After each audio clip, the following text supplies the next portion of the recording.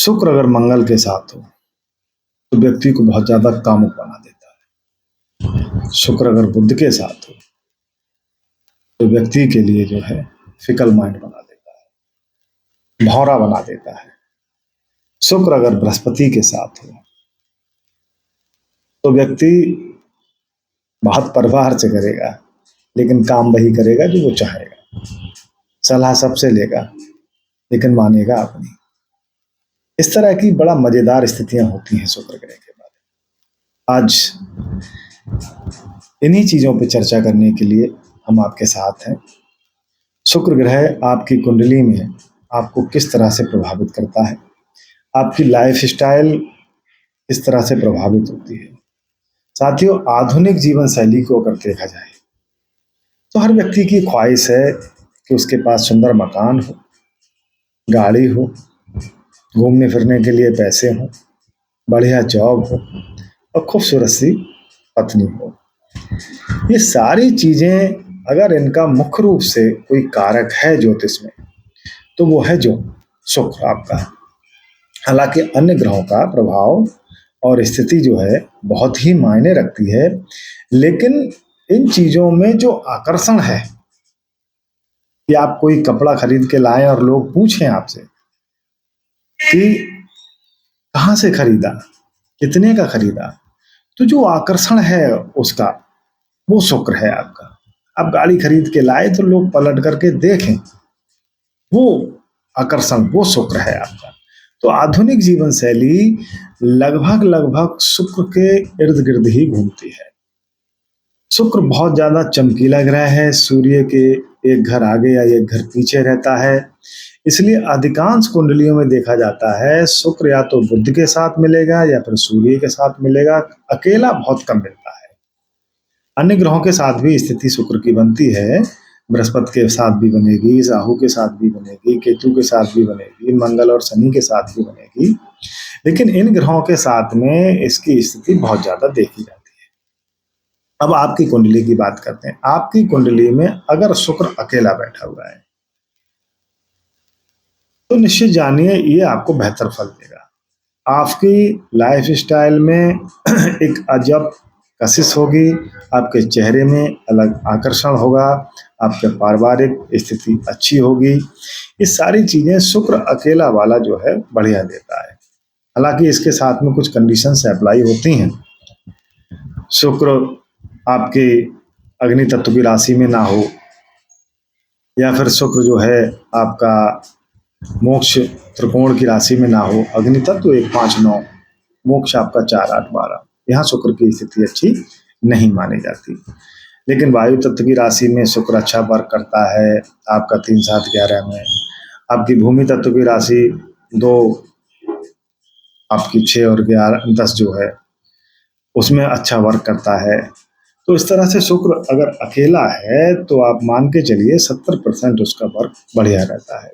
शुक्र की स्थिति अकेला है और हथेली में भी शुक्र का पर्वत जो है आपका, ये अंगूठा है आपका और ये आपका ये शुक्र पर्वत, ये पर्वत उभरा हुआ हो, हथेली गुलाबी हो, इस पे आड़ी तिरछी रेखाएं ना हो, सीधी रेखाएं हो, इस तरह की, तो शुक्र की स्थिति आपकी कुंडली में बढ़िया ही होगी। ये दोनों चीजें मैच करती हैं आपके चेहरे में, आपके कॉम्प्लेक्शन में, आपकी वाणी में, आपकी बॉडी लैंग्वेज में, सब में एक आकर्षण झलक करके आता है। तो ये शुक्र की स्थिति अच्छी होती है।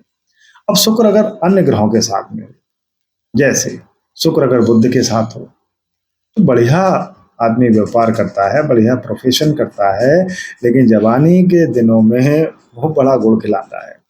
ऐसे लोग विश्वसनीय नहीं होते प्रेम संबंध।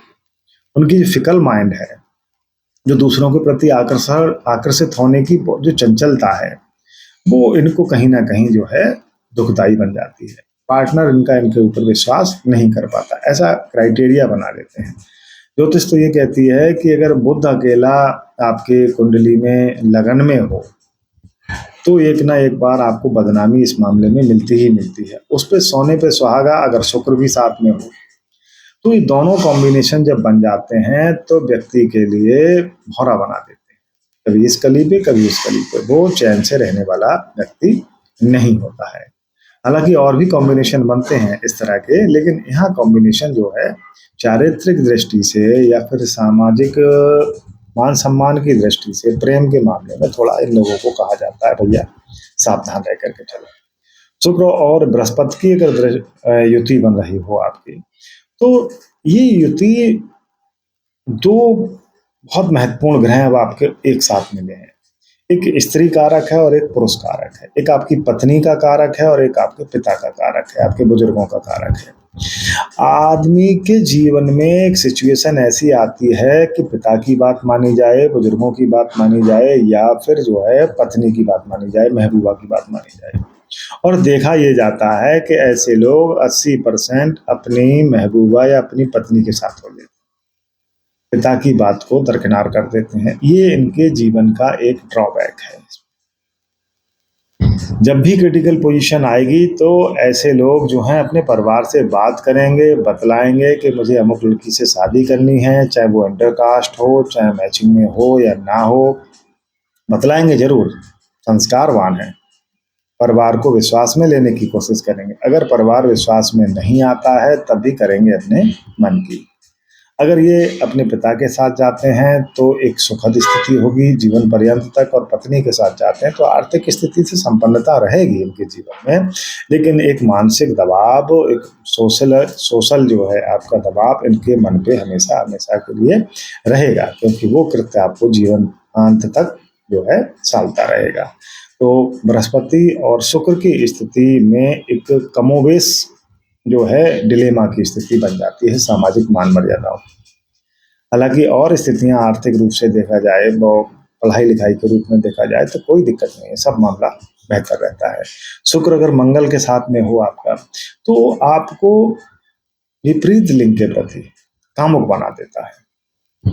हालांकि अगर इस पे बृहस्पति की दृष्टि है जो है तो ये कामुकता को वो कंट्रोल करने की काबू करता है, लेकिन मंगल जो एनर्जी है आपकी, जो ब्लड सर्कुलेशन है आपके अंदर की, जो ऊर्जा है जो छाल मार रही है, और उस पर शुक्र का सहारा, तो विपरीत लिंग आपकी तरफ जो है आकर्षित होगा और आपको उसके प्रति आपकी जो अंदर तीव्र भावना है वो उसको आप कंट्रोल जल्दी नहीं कर पाएंगे। ये होती जवानी की अवस्था में ज़्यादा अच्छी नहीं मानी जाती, उत्तरोत्तर ये अच्छी होती चली जाती है। जैसे जैसे आप अपनी फीलिंग्स पे काबू प्राप्त करने लगते हैं तो आपकी जो ऊर्जा थी अभी, जो दूसरों को आकर्षित कर रही थी या बदनामी का कारण बन रही थी, वो ऊर्जा जब आपके वर्क में लग जाती है, जब आपके प्रोफेशन में लग जाती है, किसी जिद में, हॉबी में लग जाती है, तो वो ऊर्जा फिर एक चमक पैदा करती है। क्योंकि शुक्र जिस चीज में भी समाहित हो जाता है, शुक्र का जो लावण्य है अगर व्यक्ति के ऊपर दिखाई देता है तो वो जो है उसके प्रति आकर्षण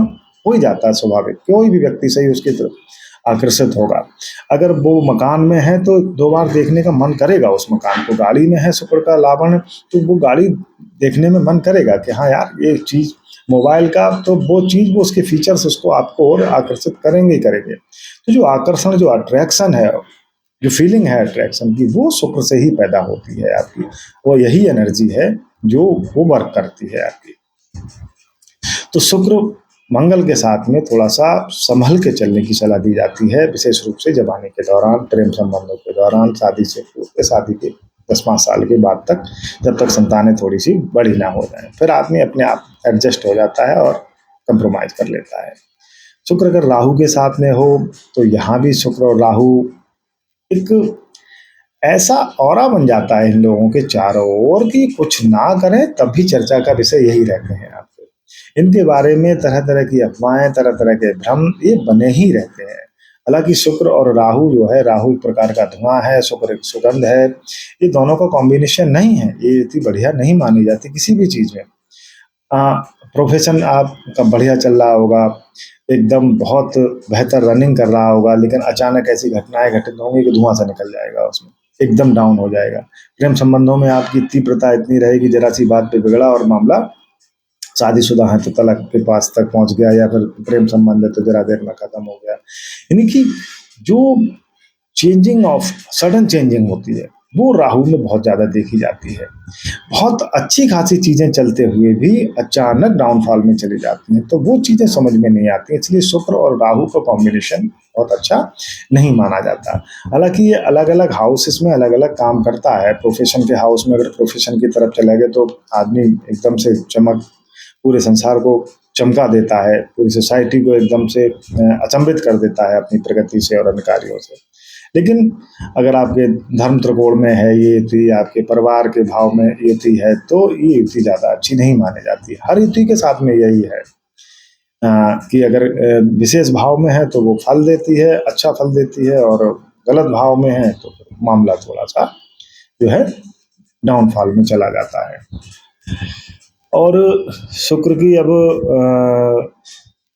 बात करें, आपकी बुध के साथ बात कर ली आपने, बृहस्पति के साथ भी बात कर ली, राहु और मंगल भी हो गया। सूर्य के साथ में अगर बात करें शुक्र की, तो सूर्य के साथ में शुक्र बहुत ही कॉमन फैक्टर है। और यहाँ पर व्यक्ति के जो देखा जाता है, एक तो ईगो वाली फीलिंग्स आती है इसमें अपने पार्टनर के प्रति की, अगर गलती इसकी भी है सॉरी वो बोले, अगर बोलचाल बंद है तो बातचीत वो करे पहले, और अपने अंदर भी थोड़ी सी शारीरिक कमियां आ जाती हैं, वीर्य से संबंधित विकार ऐसे लोगों में उत्पन्न हो जाते हैं। ये स्थितियां तब होती हैं जो सूर्य और शुक्र की डिग्रियां बहुत घनिष्ठ होती हैं, और ये हर ग्रह के साथ में है।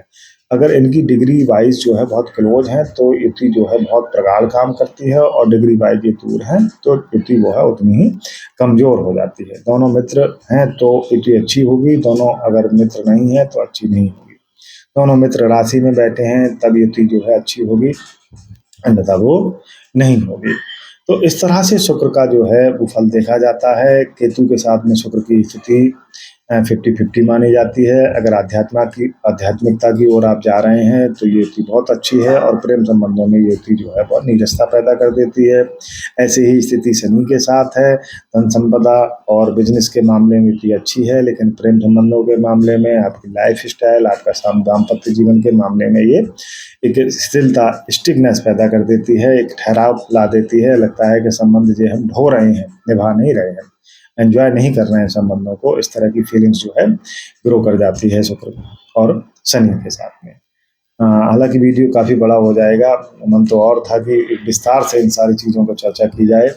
आने वाले वीडियोस में मैं शुक्र को अलग अलग हाउस में रख करके अलग अलग राशि और अलग अलग ग्रह के साथ में चर्चा करूँगा। तब तक के लिए धन्यवाद। अगर वीडियो अच्छा लगा हो तो लाइक और शेयर अवश्य कीजिए, और ऐसे ही वीडियो सुनने के लिए चैनल को सब्सक्राइब कीजिए। Thank you.